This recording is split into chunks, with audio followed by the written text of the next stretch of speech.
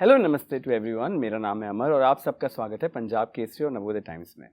अच्छी फिल्म्स जब आती हैं तो हम जैसे जर्नलिस्ट भी वेट इसलिए करते हैं ज़्यादा क्योंकि मीडियोक्रिटी इतनी ज़्यादा है। But when a project which is headline bye such good names who put the art in an artist, और वो लोग एक ऐसी मूवी को लेके आते हैं जहां हमें लगता है कि या finally something is coming and it excites us also because we watch a lot of content per week every week. तो साली मोहब्बत आ रही है 12 दिसंबर को। बहुत अच्छे नाम से as a cast. Then Tisca is directing it, जो कि बहुत बिलीवेबिलिटी और बढ़ा देती है। And then Divyendu, you are there headlining the film. सबसे पहले मुझे ये जानना है, इतने सारे 10 on 10 actors have come together. Manish is directing it. Manish is producing it. Sorry, जिसका आप डायरेक्ट कर रहे हैं। ये I'm sure set में creative juices another level flow हो रहे होंगे। और ये casting process के बारे में if I can get to know a little, कैसे ये start हुआ, the idea.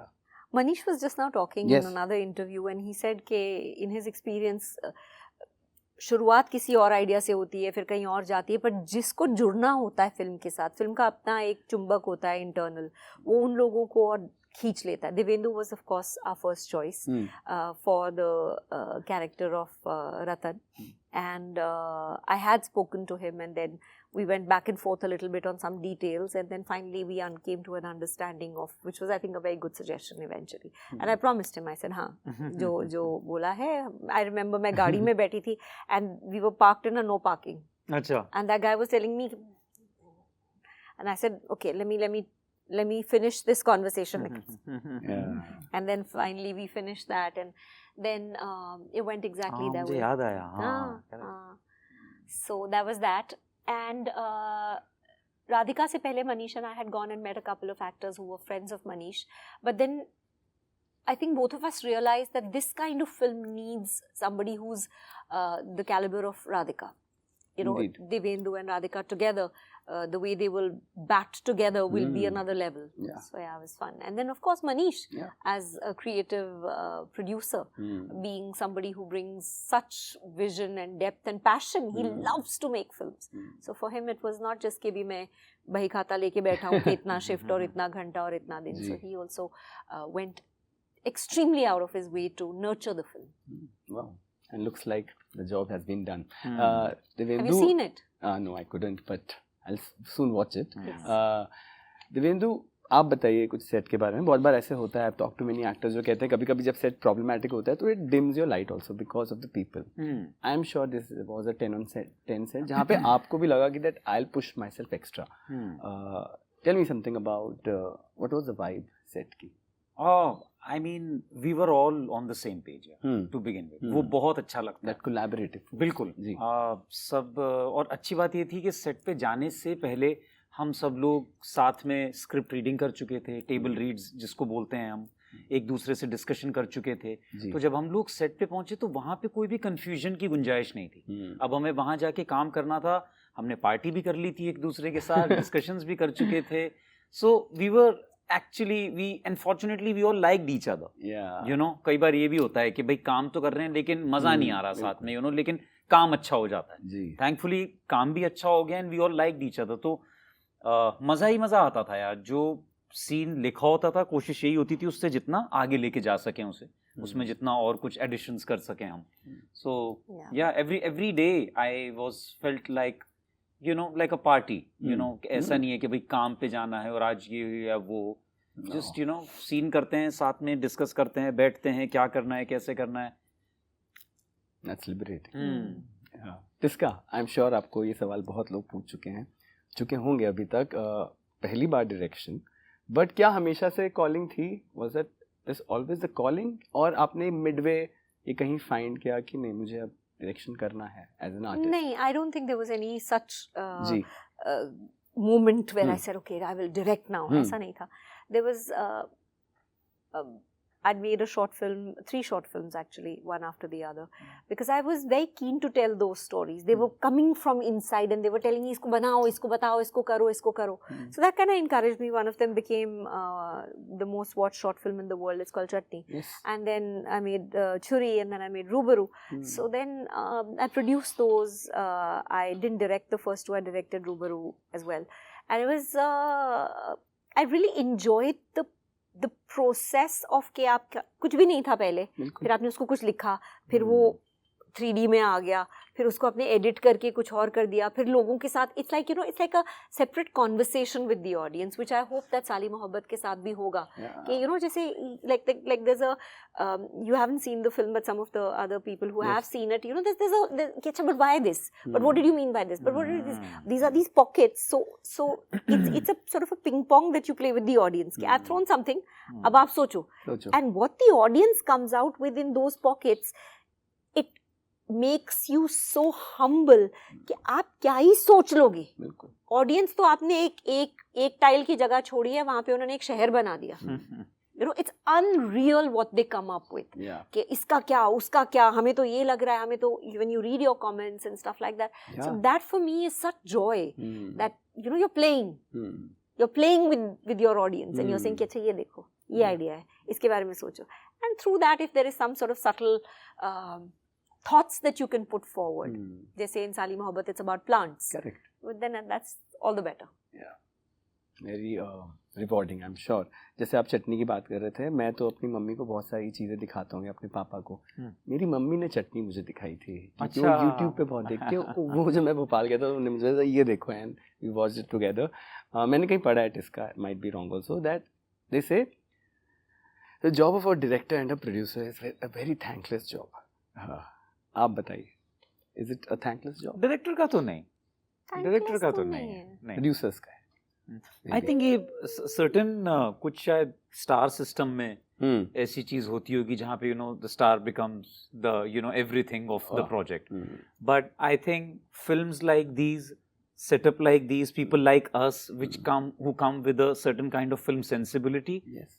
In this world, I don't think like any department is a thankless department. Correct. Yeah? Perhaps EP maybe. Because that's like a lot of managing crisis on the ground. I don't think it's thankless because we're thankful enough to Louise. Yeah. But I'm saying that otherwise it's very headachy. It is. It's very headachy. But no, it's not thankless. It's in fact utterly rewarding, I would say. Yeah. मैंने बहुत artist से ये भी सुना है कि detachment is the key. तो जैसे आप एक प्रोजेक्ट शूट करते हो और फिर आप एक डिफरेंट सेट पे जाते हो, आप ऑटोमेटिकली डिटैच हो जाते हो, और वो शायद ज़रूरी भी है. नाउ फॉर साली मोहब्बत, इट्स योर फर्स्ट डायरेक्टोरियल. जब when is now nearing release, आपका क्या प्रोसेस रहता है? Do you get detach with your projects? I am totally detached from the film now. I didn't at that time. मेरे को set से detach होने में बहुत मुश्किल होती है जी. Because of the people, maybe. No. Because of the people, because of the process. Ji. Because you are, आप एक कहानी सुना रहे हो, फिर ये डाल रहे हो, वो डाल रहे हो. It's like रेसिपी बन रहा है, ये हो रहा है, वो हो रहा है. सब चीज़ एक ऑर्गेनिक तरीके से लाइव चल रही है.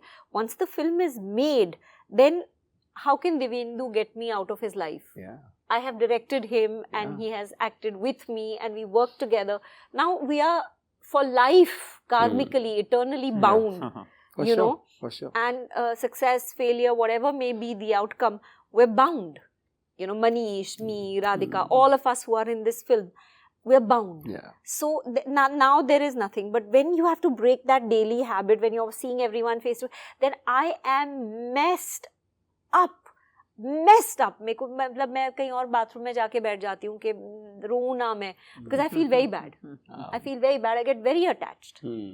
Terribly attached to the people, to the mornings, to the drive, to the shoot, to the bungalow, to the place. I get very attached to everything. When did you start shooting it? We started shooting in September 2023. Oh, lovely. Divyendu, what about you? क्या? Detachment is the key for you? नहीं, इतना कुछ मतलब consciously नहीं सोचा है जी. लेकिन मैं समझ सकता हूँ एक डायरेक्टर का इन्वॉल्वमेंट बहुत ज़्यादा होता है एक एक्टर से. तो कहाँ से उनकी जर्नी शुरू होती है, और इनफैक्ट शूट खत्म होने के बाद यार हम तो फिर भी निकल जाते हैं. हफ्ता 10 दिन दिल में याद रखेंगे. फिर उनका एडिट शुरू होता है. वो रोज़ हमको बैठ के देखते हैं, तो उनके लिए तो सिलसिला ख़त्म ही नहीं होता. लेकिन हाँ, इतना आसान नहीं होता है कि एकदम से आप किसी प्रोजेक्ट पे जब काम कर रहे हो 1 महीने से 1.5 महीने से, और जब वो ख़त्म हो तो एकदम ऐसा कुछ हो जाए. तो वो साथ रहता है आपके. लेकिन मैं ज़्यादातर कोशिश करता हूँ एक प्रोजेक्ट ख़त्म होने के बाद कहीं किसी ट्रिप के लिए चला जाऊँ. तो वो थोड़ा सा वो करता है, वरना वो लिंगर ऑन करती रहती है चीज। और फिर वो बीच बीच में जब आती है घूम के आपके पास, आप आप कहीं वेकेशन कर रहे हैं जी, और करते करते घूमते घूमते आपको सडनली शूट का कोई किस्सा याद आ जाता है या कोई कैरेक्टर की बात याद आ जाती है, तो वो बहुत अच्छा एहसास है वो। हर प्रोजेक्ट के साथ भी ऐसा नहीं होता, let me be honest with you. बिल्कुल, कई के खत्म होने के बाद ये भी लगता है कि भाई अच्छा हुआ, खत्म हो वाला गया, छुट्टी। In both good and bad ways. Yeah. Like a lot of like I have done couple of project जिसमें इतना ज्यादा देना पड़ता था एज एन एक्टर कि आपको लगता था कि जब ये खत्म हुए तो thank God, like now I can come up and breathe again. Correct. मेरा अच्छा हुआ पीछा छूटा इस कैरेक्टर से, इट वाज मुझ पे बहुत ज्यादा हावी हो रहा था। Yeah.